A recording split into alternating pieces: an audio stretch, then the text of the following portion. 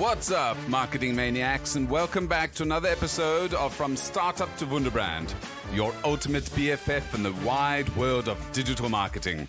Join me, your host, Nicholas Kuhner, spilling the beans on the juiciest trends and hottest tips to up your marketing game. So sometimes you look forward to interviews and sometimes you really look forward to interviews. And this is one of the opportunities where as soon as I saw Nancy, I was super excited and I knew we were going to have a marvelous chat. So today we've got Nancy Zare, creator of the Alikeability system. And in her own words, she is the sales whisperer who helps people master their sales processes. So obviously super useful. She's a retired professor, and Nancy earned her master's and doctorate from Boston College, which is very fancy for those of you who don't know. She's the author of 6 books, including an Amazon international bestseller. So whether in a work situation or personal encounter, everyone benefits from learning new approaches for quickly and authentically building rapport, communicating effectively, following up, and becoming a master of sales. So that's what we're going to talk a bit about today, and we're going to focus particularly on the Alikeability system that Nancy has come up with. So Nancy, welcome. Thank you. It's my honor and pleasure to speak with you and your audience. And it's so lovely that you're so bright. I mean, I don't think I'll ever be able to forget this image on my head. I'm actually wearing green, but my room is dark. I've got I thought I'd put a Norwegian touch and have the Aurora Borealis behind us, which is covered by my giant head. But so we've got some common colors. So Nancy, let's go back to the beginning. In terms of sales, everyone has to sell at some stage, whether it's selling yourself to a life partner, whether it's selling yourself for a job, whether it's selling anything, in your business, trying to get a raise, etc. But you've got a very special background in terms of doing social work. So maybe talk a little bit about how your background has given you sort of a different mindset to people who've traditionally started in sales, secondhand cars, being like David Ogilvy selling Aggo cookers and that. How is your approach different, and why is it better than somebody who's actually selling things? So yes, I suspect that you and your audience are really selling intangibles. And in essence, that means we're selling ourselves as opposed to a widget, a gadget, something like that. And I appreciate what you said, because I want to candidly confess to you and to your audience that I am not a guru when it comes to sales. I didn't want to sell. As a child, the last occupation I thought that I would be involved in was selling. I wanted to help people. But you know what? That's exactly what sales is about.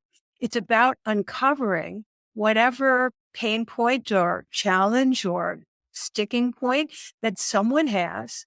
They're looking for a way to resolve it, and you come along and have a solution. That is helping them. And when I realized that sales is service, it changed my attitude about being a seller.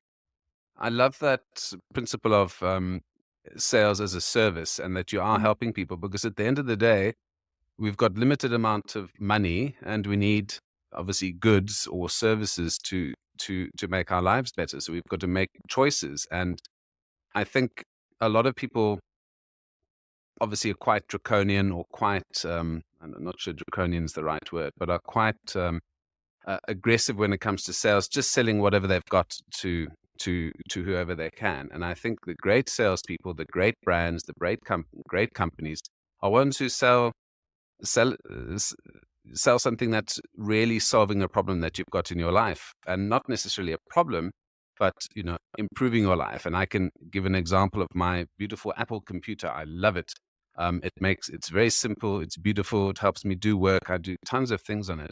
And it was a relatively easy sell over a regular laptop with no Apple brand name. So yeah, I agree with that service aspect. But maybe let's go a little bit further back in terms of your how you came up with this Alikeability system. Was it an epiphany? or has this been generated over years of experience? Well, I believe I was born a psychologist, and my parents had a very stormy marriage, and I wanted to help them get along. My earliest memory was listening to their loud voices and the cupboards banging, and it was kind of upsetting and chaotic. When I was around 10 or 11, and I can date that because my oldest brother went to college at that point, so he had left the family. I saw a TV show in which quarreling children were given an opportunity to express what was going on, and lo and behold, that solved the problem. I said, I'm going to use that on my parents. The strangest thing is, Nicholas, they let me. Now they're deceased, and I can't ask them what was going on in their minds. Did they see something in me that suggested I could help them? Possibly. At any rate, at the end of this conversation, both parents were native born English speaking adults, but I translated what I heard each parent say, and I translated it into words that the other one could understand. And this is the basis of what I do now to help people become better at communication. I help you identify the style, the communication style that your prospect or the other person, it could be a family member, um, or it could be a colleague, but by knowing what their style is and changing how you speak, the language you use, you will form a better bond and connection so that people say, wow, you get me, we're alike. And hence, alike ability is the program I started, the system that is a skill that raises the feelings or the perception, the thoughts within the other person of, wow, you get me, we're alike. You realized at 10 that you had this. So I'm sure you didn't know what a psychologist was when you were 10 years old, No, I but didn't. I didn't. but you had the skill. Do you think everyone has this skill innately, or is this something that you need to train yourself on? And are you able to actually be trained to understand how to speak to people better? It's a skill rather than an intuition or a gift. Now, I was gifted in that I had the desire to help my parents. And I was gifted in that I listened carefully to what they were saying. But this is what I teach my clients, that if you observe and listen closely, there are clues constantly that your prospect is giving you about who they are and what they value. Because it's not that you change yourself. You're not changing yourself to, I mean, yes, you're speaking different words, but you're not changing who you are and what you're offering. You're simply changing how you express it. And you're putting it into language that your prospect can easily say, wow, I understand now. And it's speaking to me. Because when you speak directly to their inner soul, that's when you're going to command their attention. And now it's not a matter of what do you charge? It's a matter of I see the value and I want to work with you. How important is listening in this process?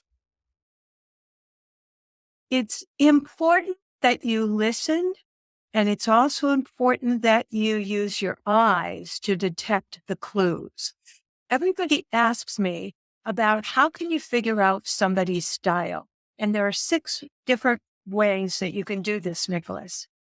The first is listening, because that may be the first contact you have with someone. Do they talk fast? Do they talk slow? Do they put a lot of pauses, or are they excited with inflection? All of these things are clues about their style. And then visually, how are they dressed? What are they wearing? Buttoned up, close to the neck, or, lots of skin exposed. Do they have plain eyeglasses, no eyeglasses? Are they smiling or kind of like, kind of distant? These are clues about their style. And so this is what I teach my clients to pick up on, to just notice. But of course, once we notice what they are, each of them is associated with a particular style. So this is quite useful, obviously, for high touch services and products, because it's very difficult to do this with social media and folks who are, spread No, around the world, or not. Am I mistaken? no. You are mistaken because Aha. this is why I'm called the sales whisperer, because I will teach you to go to the LinkedIn profile or the web page of your prospect and look them up, because the clues are right there in plain sight without your having to talk to them. And so before you meet them, you look them up and you find out what their style is. And then you're ready right from the get go to make sure that, yes, this is the style. I'm right. And there are 4 styles, by the way. So it's not like there are 100 styles you have to think of. And it's like, I've got a 1 in 100 chance I'm right. No, it's 1 in 4. And as it turns out, Nicholas, 70% of the population actually are 2 or more styles. So therefore, they're going to go back and forth. So you've really got a good chance of nailing it. This hasn't taken 1 or 2 years to figure out, obviously. This has taken a couple of years of insight, learning. When did you go from, when did it sort of coalesce in your head into a process that you could share with people? How long did that process take you? So I started my business almost 15 years ago. It's not what it is today, although I was, focused on sales, helping people with selling. And what's happened is that I thought I would teach. As you mentioned, I'm a retired professor. I retired young, and I've been entrepreneurial. So I started a business, and I thought I would teach people. And as it turned out, many people want it done for them. And so I found myself, if you've ever owned a business, your business is like giving birth to a child, because you have an idea, oh, this kid's going to take after me. They're going to be like this, or they're not going to make these mistakes. And, and you have all these notions in your head about what your kid's going to be. And guess what? They are their own individual. Any parent out there will tell you that, no 2 individuals are the same, right? Well, your business is like that. It's like giving birth, and you find out that the market forces, i.e., what people want to pay for and what seems to attract people, and what is your unique selling proposition. If you haven't heard that expression, it's important. All of these things kind of morph your business in a particular direction.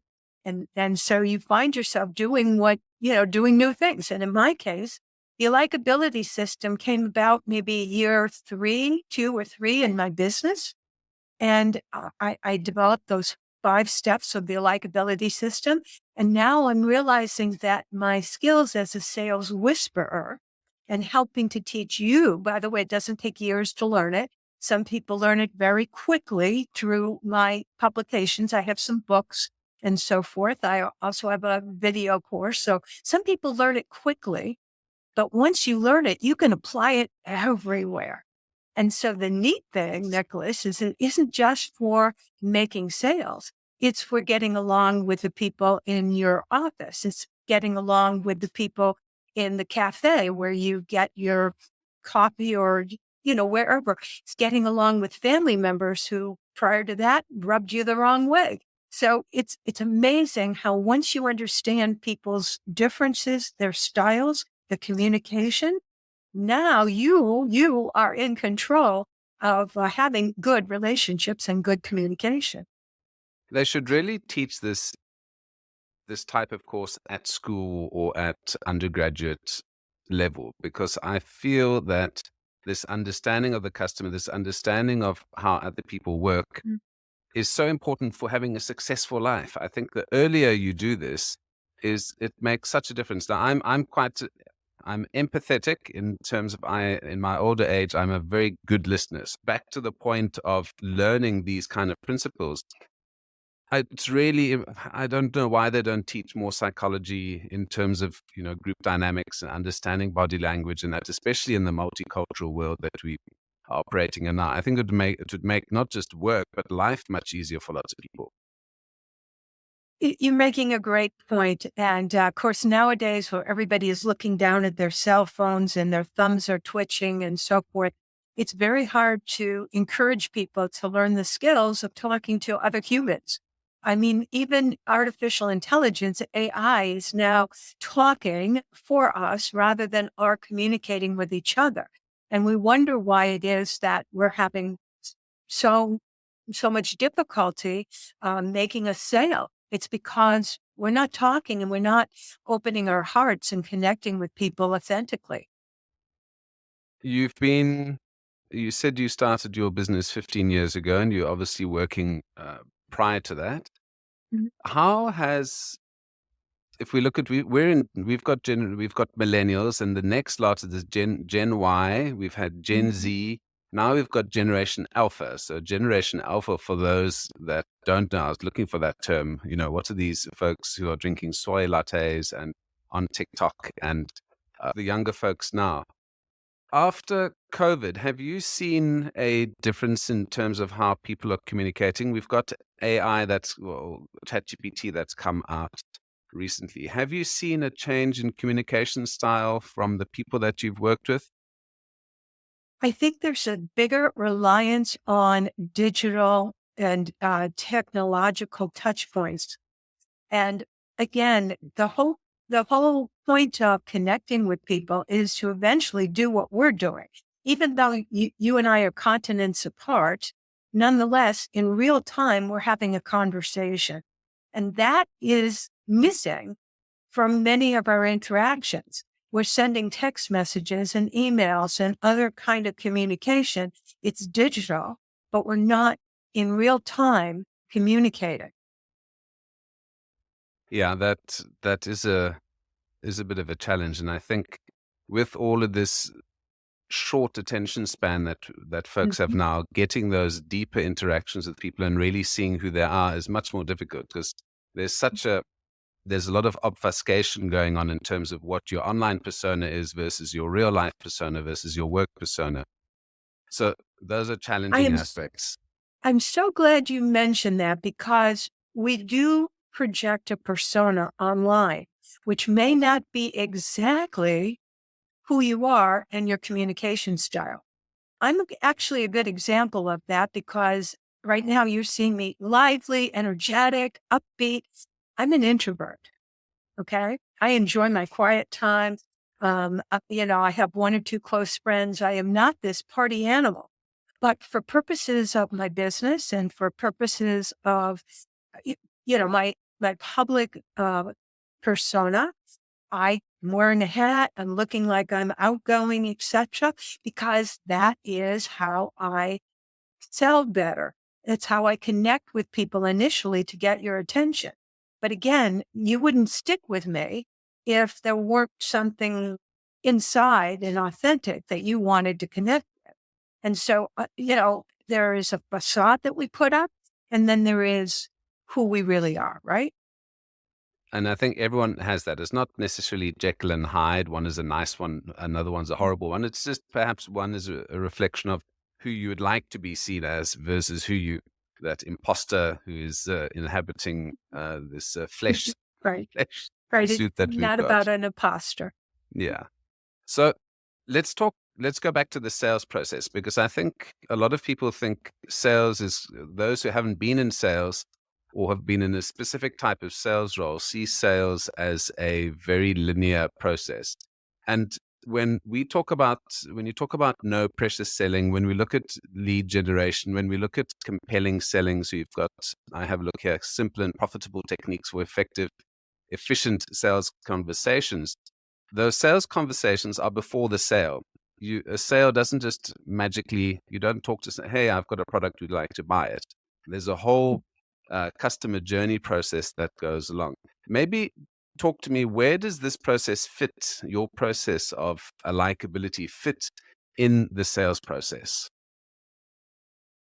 Well, it's all through the sales process because you have to start obviously with lead generation. I mean, none of us come we have to do something to generate leads. We buy a list or we start making connections, by going to networking events, whatever it is we do to start meeting people and getting a list. The list, of course, is leads. And there's a difference between a lead and a prospect. See, a lead is simply, I've got the name and contact information, but we don't know whether that person has an interest in what you are offering, whether they have the means to buy it, and whether the timing is even right. So there's so many variables going on. A prospect is someone for whom the answers are yes. Not only is this person, you've got the information, but they are actually genuinely interested in what you have to offer, and that they have the means to go ahead and work with you, as well as the fact that, yes, they want to get this solved and get your solution now. So once you go from generating leads, which is the beginning of the sales process, to talking to prospect. Well, how do you find out someone's prospect? That's a conversation. It's a sales conversation, but you're not selling yourself. You're sorting whether or not the person is curious or serious. And once you find out that the person's serious, now they move into the category where the next time you have a conversation, it's going to deepen and move towards the possibility of doing business together. But initially, so that there is a process, and you need to know there are 4 steps in that process. The opening step, then the fact-finding step, which is where you begin to probe and find out whether, what's going on, what are their pain points, what are they hoping will happen in the future. And then at that point, once you have figured out, and both of you agree, this is the issue I want to solve, then do I have the right solution for that issue? That's step 3. If I do, then I present it to you. And the 4th step is simply asking for us to do business together if it makes sense. So those are 4 steps, and you need to keep them in mind. They're not sequential. They're not linear, as you said a moment ago. They can circle back. And so this is where you need to know where your prospect is, because you have to be with your prospect. You can't push them, but you can pull them through attraction to move forward in that process. So this process is basically duplicated when one looks at Google Ads, LinkedIn Ads, and any of these ad platforms. They actually outline these processes quite clearly, exactly as you've mentioned. And I suppose part of your process would be generating content for each of these steps. So making sure that you've got the right script or the right messaging at each of those stages that you mentioned. Do you go through that in your Alikeability system or in any of your other books? So when you say to have the right messaging, it all comes down again to understanding the 4 personality styles, the 4 communication styles, because you need to use the language that will connect with your prospect authentically. And that runs through the entire sales process. So hence the likability system starts with identify those 4 styles. What are their values? How can I, what makes them different one from another? Second step is, what's your style? Why do you need to know that? Because you sell the way you buy. This is typically that we project onto our prospect our own values and our own way of communicating and making decisions. You need to know what that is, because you're turning off lots of people when you are stuck in only one style. The third is, how do I diagnose my prospect style? I mentioned things like the vocal qualities and the appearance. The fourth is, now I need to adjust what I say now that I know their style, and use the values, use the language that connects with them quickly and authentically. And finally, the 5th step is going back to my own style. I need to rein in certain aspects that are not a match with that prospect. So, for example, there's some people, because of the used car salesman, that I'm slick and I'm quick and I'm going to be telling you it, stop. Well, it's a turnoff, right? You got to rein that in. Your enthusiasm is good because energy sells. But when that energy is kind of exaggerated and hype, it's a turnoff. So this is what I mean by step 5. A lot of people are going to be using ChatGPT and AI to generate these sales messages. Why do you think you will still have a job post now that ChatGPT out there can just generate authentic sounding messages? So there's one thing to generate an authentic sounding message from my voice. It's another thing to generate that message that connects with the prospect. Remember, there are 4 styles, 4, communication styles. And so chat GPT is trying to learn the styles. There are some tools out there, and I'll tell you why they are stumbling and making big mistakes. 2 big reasons. One is the fact that as 70% of the population use 2 or more styles. And so ChatGPT is only identifying one style, and it may not be the buying style.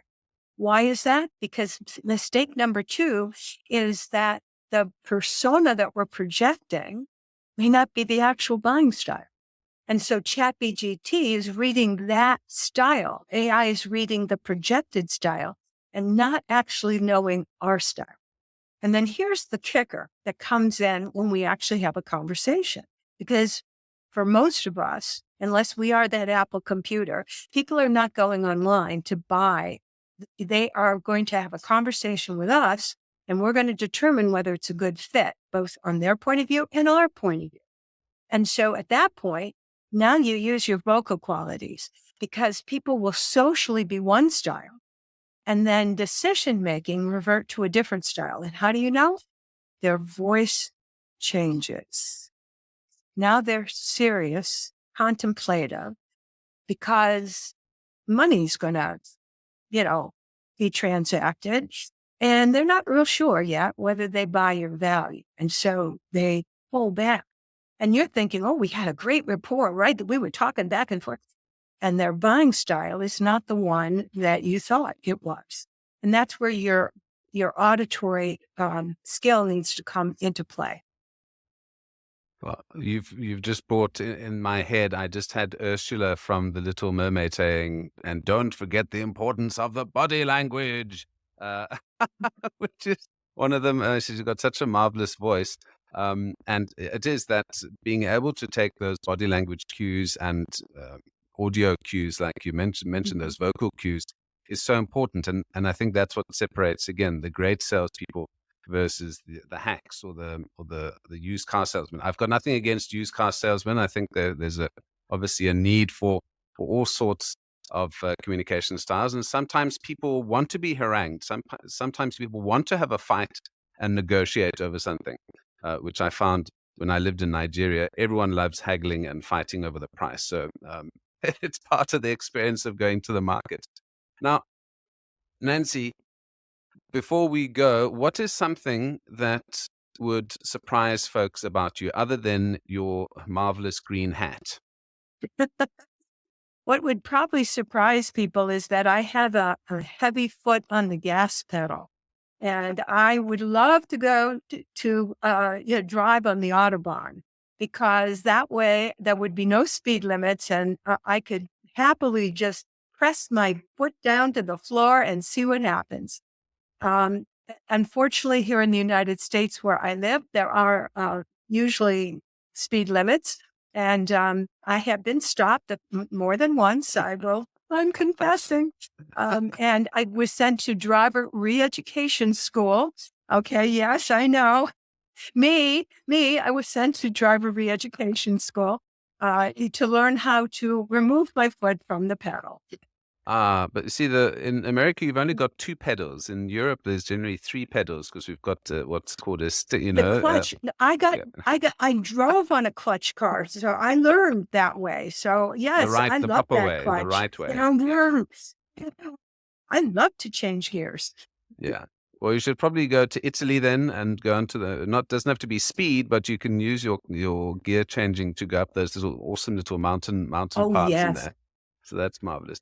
I wanted to mention that you've got such a marvelous voice. I could imagine you being a voice coach as well and teaching people how to enunciate beautifully and speak. Because folks don't speak very well often, and I just love that you have such a proper way of speaking. I really have enjoyed speaking to you. So, and my ears are enjoying it as well. So I just wanted to let you know that as well. So hopefully your audio book is spoken by you, yes? Narrated by I you? did. Oh, I am the person who read the book. So talking about that, where can I send folks to learn a little bit more about you and to download or listen to one of your 6 books? So, of course, Amazon and Audible are where you could go if you want to, and I do believe you might even get an electronic version at almost peanuts, like no price. So, feel free to go there. I have a dedicated website or at least a link to my publications. It's Nancy, Nancy books with an S, a plural, link. And so if you go there, you will also have access to some of my books.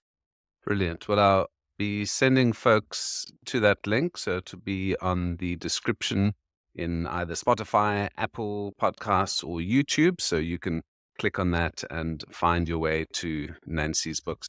Nancy, it's been a pleasure chatting to you, and I look forward to learning some of those communication styles and sharing it with my students as well. I think any young person, the sooner you learn how to communicate with other people, we think we know how to communicate with other people, but how we think is very different to how our fellow humans communicate. But it's not that complicated if you've got the right steps and processes which we can get from yourself, for example. So Nancy, thank you so much. It's been a pleasure chatting to you.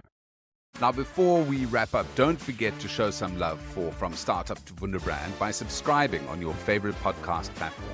If you'd like to help us grow, tell your friends, share on social media, and leave us a review. For those of you who want to dive a little bit deeper into the topic, join me on Twitter @NickCooner. Let's connect and chat about all things branding and digital. Until next time,